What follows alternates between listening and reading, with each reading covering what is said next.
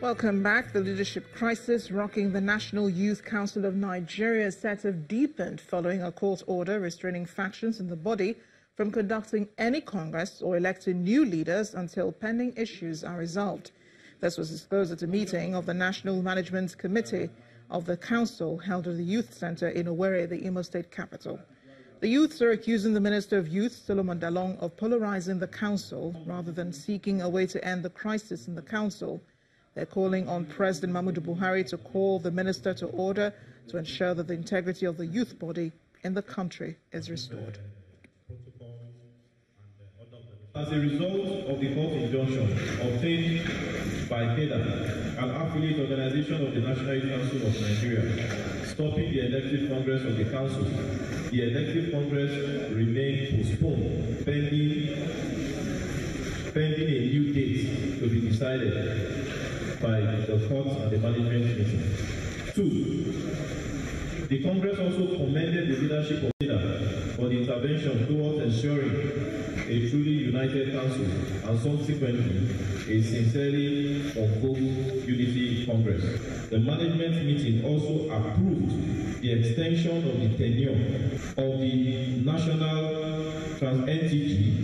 Transition Government, the Congress Planning Committee and the Electoral Committee till after an elective Congress is conducted. Kwakuti community is a hub of agricultural activities, especially in rice production. This community is reported to be notable for the production of one of the country's finest rice. Despite that, residents lament infrastructural decay, as production is still done through crude methods. In our community report tonight, residents are calling on governments, both at the state and federal levels, to provide them with modern technologies.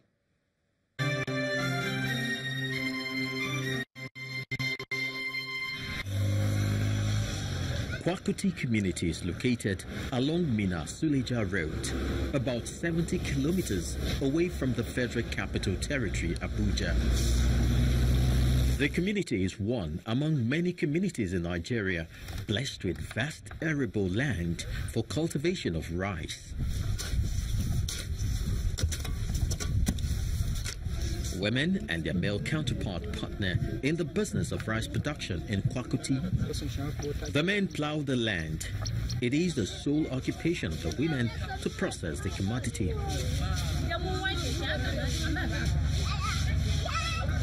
But some of the women, including the chairperson of Kwakuti Rice Processors Association, complained about the strenuous process involved in producing the rice. We attract buyers from various states, including Lagos, Abuja, Port Harcourt, and even Enugu. But we need modern machines and capital to do more. We need government support to assist us. We are suffering. Although the United Nations Development Project, UNDP, had made effort to provide the people of Kwakuti with a milling center equipped with modern facilities, the place has however become ineffective and has been abandoned.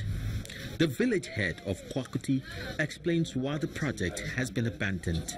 The local one we are using here, it can process up to maybe 10 bags in 2 hours. But that one can only process 1 bag in 2 hours. In addition to lack of modern facilities to enhance rice production in Kwakuti, the community is also plagued with poor basic amenities. Although the state government could be commended for providing good roads in the area, the poor state of the only health center in the community is a source of worry for the people. You can see for yourself how bad our hospital is. In fact, it's a source of concern to us, and we want the government to help us out. The educational facilities in Kwakuti community are also in dire need of repairs, with the roofs of most of the classrooms leaking, making teaching and learning, especially during the rainy season, almost impossible. The Niger State government says it's already in talks with development partners on ways to tackle the challenges faced by Kwakuti community, with the aim of boosting rice production in the area. We will carry the local farmers along. They will finance their production, and there will be the off-takers of whatever they produce. And the milling machine will be situated in Kwakuti. With the ban on importation of rice and the federal government's drive towards ensuring a robust agricultural activities in the country, there is no doubt that supporting the people of Kwakuti community will go a long way in making Nigeria self-sufficient in rice production.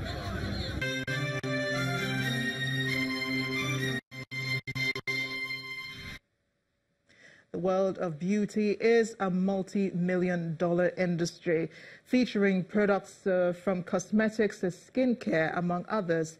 In northern Nigeria, beauty regimen includes the use of henna, a temporary tattoo popularly known as lele. In our special report tonight, we examine the increasing use of lele by northern women, which is seen as a form of cultural identity. What makes a woman beautiful has evolved over the years, from clothing, cosmetics, hairstyle, body and lifestyle. It comes in various patterns on the skin and looks as good as tattoos prohibited among men in Islam, but accepted as fashion and decoration among the women. It is called henna, a reddish-brown dye prepared from the leaves of a wild tropical shrub or small tree known as Lawsonia inermus. For the northern women, the use of lele is an age-long tradition meant not just for beauty, but also for other purposes. It has a very long history.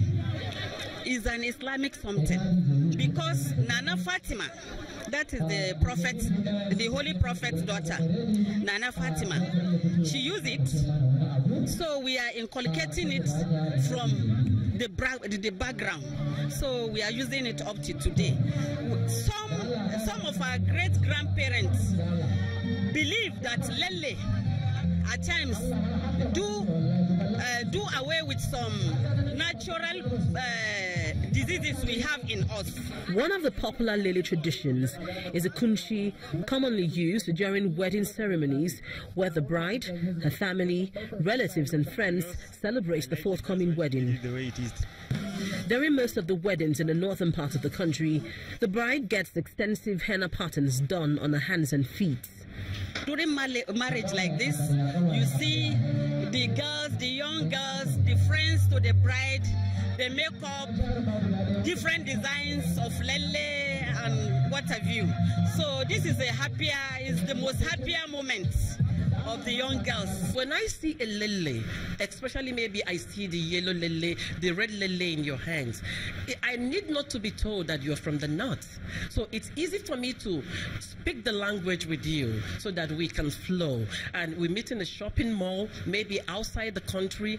These things identifies us. The economic impact on lele can be seen as a form of empowerment to mostly the girl child, and in some cases, housewives use it to supplement income. Here in Lagos, the state government has reiterated its intention to relocate Nigeria's largest ICT accessory market from Ikeja to Kotangawa in the state. While some Lagosians are skeptical about the move, many believe the government should focus on harnessing the untapped potential of human resources in the market. Our correspondent, Ini John Mekwa, reports. It's the largest information communication technology accessories market in Nigeria. It's located on Otigba Street of Ikeja, an area which used to be a residential area and only became a market because of its proximity to the airport. You know, they used to have cargo during the time of Nigerian Airways. So this is the delivery point of the clearing agents before. A study carried out recently by the market operators indicate that about 2 million people use the market daily and access about 145 plazas with over 5,000 shops. And through the activities, over 15,000 individuals earn their living here through the sales and services of ICT accessories. And over the years, many have imbibed the traditional practice of apprenticeship and settlement. We know the do's and the don'ts of the business. They will now settle you with a certain amount of money. depending on how much the person have in his pocket, say to you, you now start yours. But they can be able to stand the challenge that is in the business. So here it has been intelligence. It's been my brain working. I don't see it so challenging, maybe because it has to do with a man. But because I see that I have the brains to go into it. The customers find Computer Village to be very useful, which explains why it is always busy. This place actually can get the best of what you want when it comes to gadgets and accessories. Like you see me, I'm clutched onto my purse, my car keys are in my pocket, my phones are like this. There are bad boys that cheat on people, but that is when you go for them. If you go to a shop to buy, nobody will do that. But when you try to buy cheap on the street, you'll be able to have issues with them. The Lagos State government believes that one way to cleanse the market would be through the relocation of the market to a more appropriate area, which in this case is ICT Park, Gusangua in Agbado Okeodo Local Council Development Area through an arrangement with a private contractor. The developer will build the place, then every interested party will buy. You buy, you own it for 36 years lease.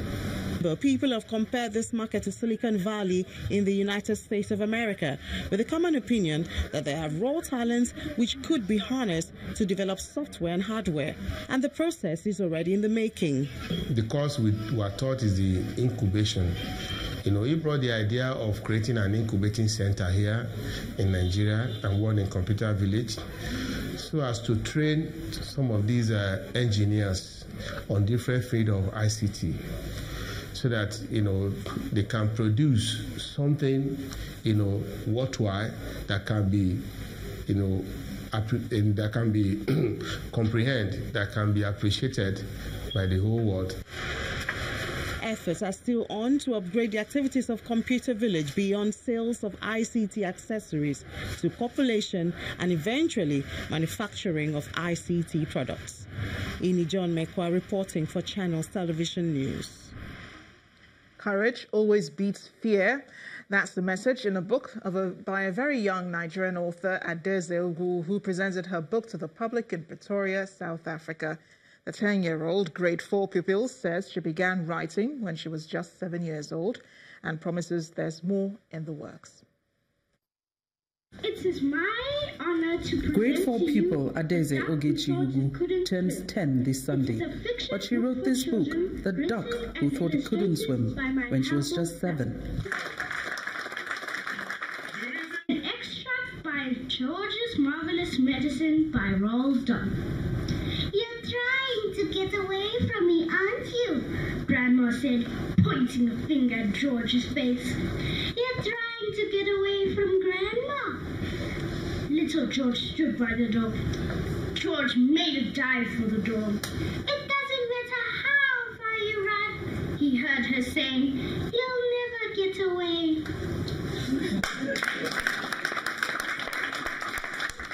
Present in the audience were also her early school teachers, one of whom got emotional at the talent she helped to mold.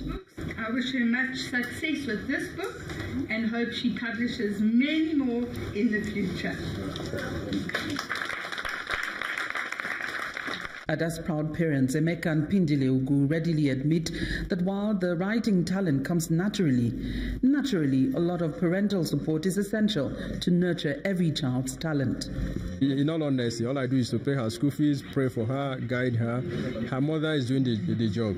The journey has been overwhelming with different stages because as the writing up journey as a child started at 7 years, and with her perfectionist in illustrating, rubbing, cancelling things, those are the things that I realized that it takes time to make a story complete, and hence I designed a system whereby she will write and post things for me, and those are the things that made us to be where we are today. Fluffy continued picking twigs and flowers to make other things out of them. The Duck Who Thought He Couldn't Swim is a 28-page book about Fluffy the duck, written and illustrated by the young author who says other books are already in the works, and she tells us the main message in this particular book. Courage beats the fear. God inspires me to write. From Pretoria, South Africa, Betty Divya, Channels Television News. Still ahead on the news at 10, Lewis Hamilton keeps his victory at the German Grand Prix after an investigation into a driving offence. We'll have more in sports news. Stay with us.